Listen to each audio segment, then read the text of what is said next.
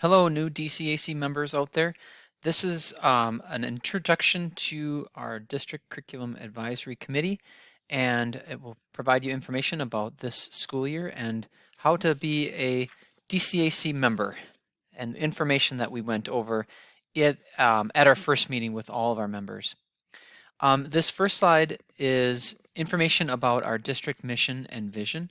We have 5 focus areas from our strategic plan, and you can see those 5 areas listed out here in the bullet points.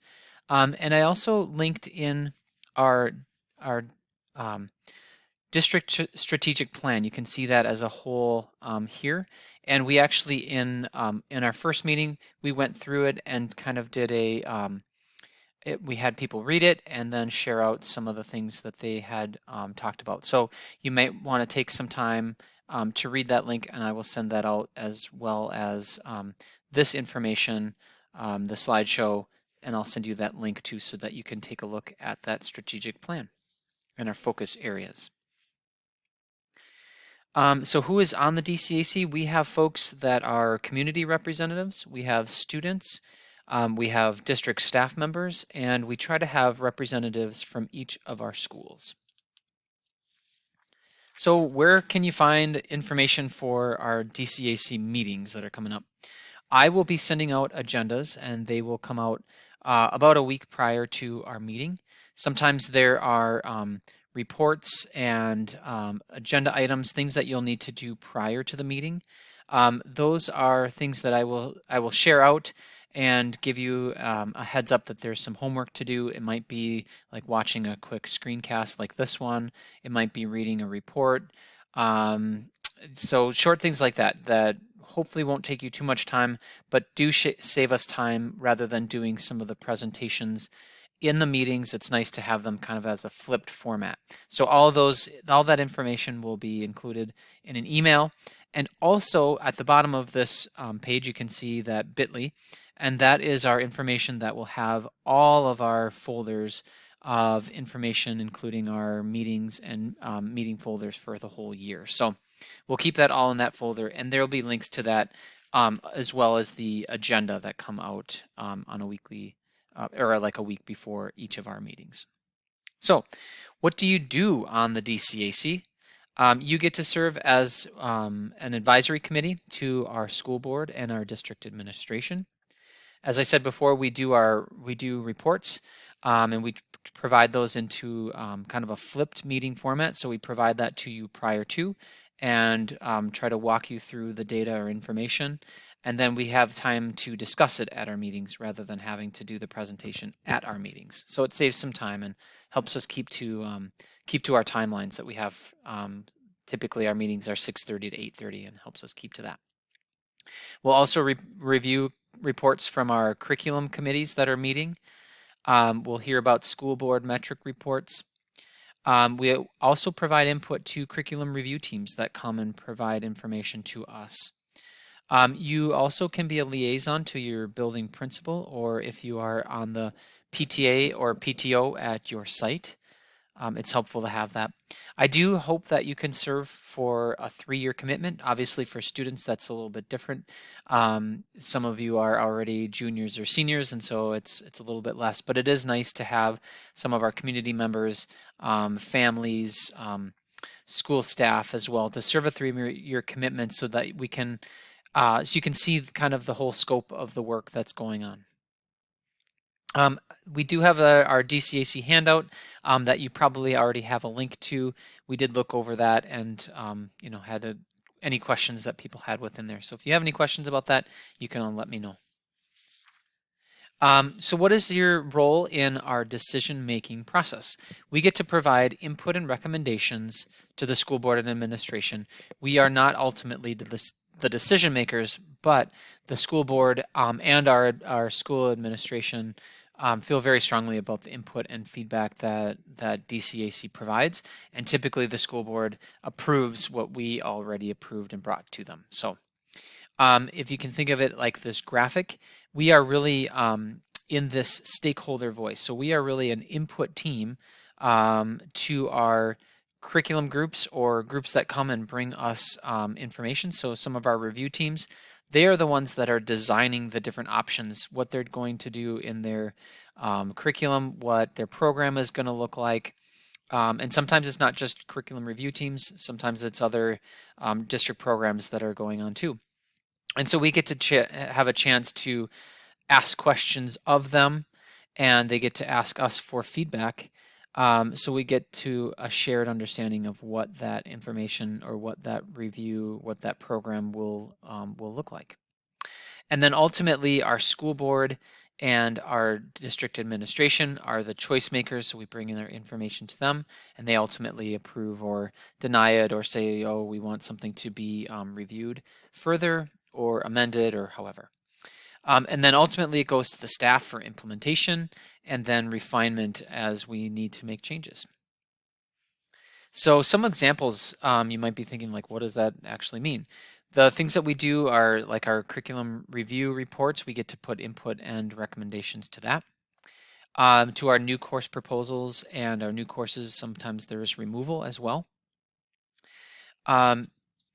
The facilities referendum, we did have some folks from that group that were planning out our facilities. They came to our group and provided information to us, and we got to provide some input to them as well. Things about just different ways to consider or view our district data reports. It's really helpful for this group to process and think about that. We've thought about new things that we should add to those reports, new aspects or lenses that we can bring to those as well.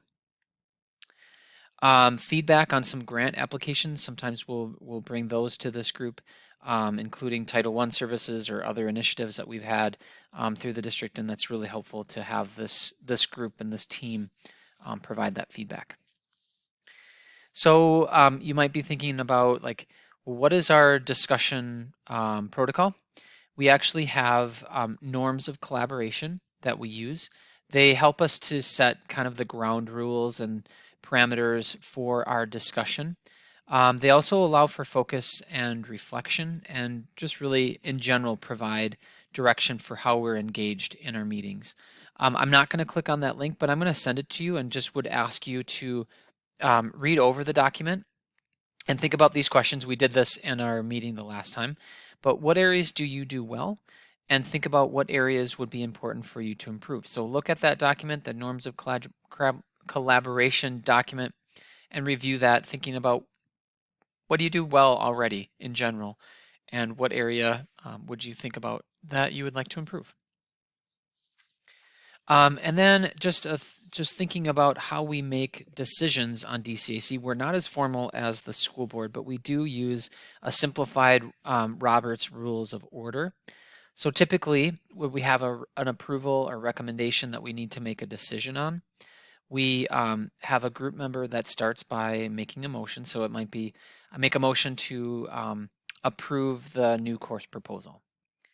And then another member would need to second that motion to say, I second the new course proposal that we approve that. And then we allow time for discussion. Typically, we don't need a lot of discussion because we have had that prior to that. And then after the discussion, we vote by saying aye or nay. So fairly simple, making that motion, a second, some time for discussion, and then a vote by saying aye or nay. So at our upcoming meeting, we are going to practice our voting process. We're going to have an election of a DCAC co-chair, and this person helps me to think about our agendas that are coming up, how much time we should spend, what questions we should be asking, and different things that come up throughout the year for DCAC. We also will be having election for members of our materials review committee, and that is a committee that meets when we have a challenge to our curriculum or some materials, possibly like in the library or media center at the school, where a family would like us to review it because they find some material that is not appropriate, they find for school. So there will be a representative and an alternate that we provide for that committee as well. So some things to know about our curriculum processes. Our curriculum program and review system, that is an important process to know about. And I'm going to expand my screen here by a little bit so you can see that better. So we have, within our curriculum and program review system, these on the left side are a part of our kind of the high phases for our program review cycle. And that's where we're doing most of our work. And the work that would come to you will be those groups that are in one of these three phases. Program evaluation is kind of the first part of our review cycle, where we really look at the data that we have, student achievement data, student participation, who's in those classes, who's not in those classes, who should be in those classes, all of those different kind of questions that come out from like just thinking through how is that program working for our students and our staff and families. And then in the second phase is the program design. So based on all these questions and thoughts that we had in program evaluation, what is the best program design? So what are those things? What are those new courses that we need to put in place? What is the new instructional strategies that we need to do? What is a new curriculum areas that we need to be making sure that we're teaching about? Are we meeting our standards? And if not, why not? And if so, great. But those are the things that we're thinking about, and then we're designing our program based on those things that we found in program evaluation. And you can see the different groups that are in those phases right now. So our 712 FACS, which stands for Family and Consumer Sciences, will be starting in that program evaluation phase, we hope, this year. In that program design phase is our 712 World Language, our K-12 Visual Art group, and our K-6 Language Arts. Now, a lot of these have been interrupted by the pandemic, and so we hope to be in those different phases with these groups. It'll really depend on, our sub shortage is having an impact on our curriculum review cycle and how often we can pull our staff to be able to have conversations about this. So these are kind of our hoped for things to get to. And then the last phase that I didn't mention yet was our implementation plan and purchase phase. So that's really, we've got our program designed and we want to make some purchases around our curriculum, maybe around some professional development that we can do. And those folks that are in this phase this year are our K-12 health, K-12 SEL or social emotional learning, our K-12 PE or physical education, K-6 science, and 712 science. And you can see the ones that are in red are actually ones that the state is working on an implementation cycle for some new standards. And so science has already come through. Visual art is working in that phase right now in programs design. And you can see that music is also in there too. They had a current, some updates to their state standards as well. So those are ones that are in red that have some state standard updates that we need to do as well. So that's an overview of our high phases of our program review cycle. These phases are just really in implementation. So they're working through implementing their curriculum and moving through how well that they're implementing at that point. So I'm going to go back to our regular slideshow and jump back into here. So another important process is that new course proposal and removal, and we will be going through that in these early couple of meetings coming up. So you'll be able to experience that. And these are focused strictly on our secondary schools. So there's some review teams and teachers that bring courses that they'd like to offer or remove, and they get some feedback from our DCAC. We ultimately make a recommendation to the school board. Other things that might be coming up this year, including in our curriculum and program review cycle. As I talked about, these are the groups that are in our high phases of our curriculum review cycle this year that are coming up. And so you'll probably see them coming and bringing a report to you this year to talk about information that they're gathering and looking for feedback on. Again, the new course proposals and removals, and then also the district metric reports. We'll be bringing those to you typically on a monthly basis. Those are the reports that we will be doing. For this meeting coming up, we're going to be doing the graduation and post-secondary report. We have a whole bunch of acronyms within our district, and so I have included in here a link to a vocab and acronyms cheat sheet, and I will share that with you all as a link too. So when we're talking about some of the areas of our school district and things, there is acronyms that come up. It seems like education is full of different acronyms. So this sheet is kind of a nice cheat sheet, so you can actually see those things that that come up that people are using as an acronym and what that stands for.